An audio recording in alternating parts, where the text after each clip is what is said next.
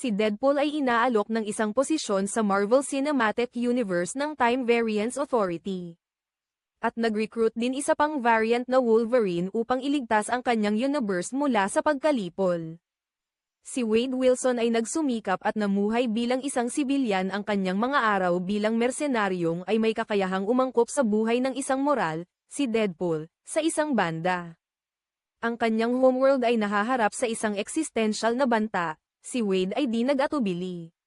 Sa multiverse story na ito, si Deadpool ay nilapitan ng isang lalaking nagngangalang Paradox na nagnanais na lumabas sa kanyang buong universe dahil tila hindi sapat ang mabuhay nang wala ang namatay na bayani na si Wolverine.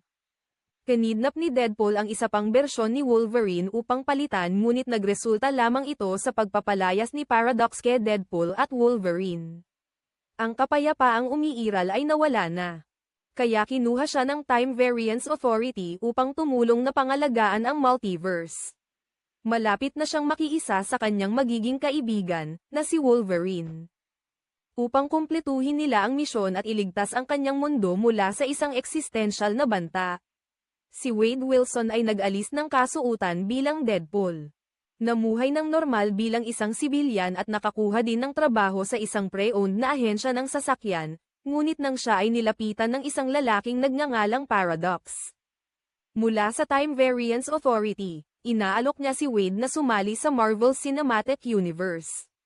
Ngunit nang malaman ni Wade na gusto ni Paradox na umangat ang kanyang timeline, muli siyang nagsimula ng isang paglalakbay ng may ngit at halakhak.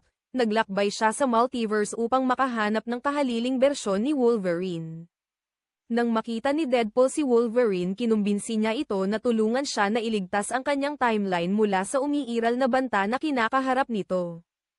Noon ay nalaman ni Deadpool ang tunay na katangian ng kabayanihan, at naging matalik siya na kaibigan ni Wolverine.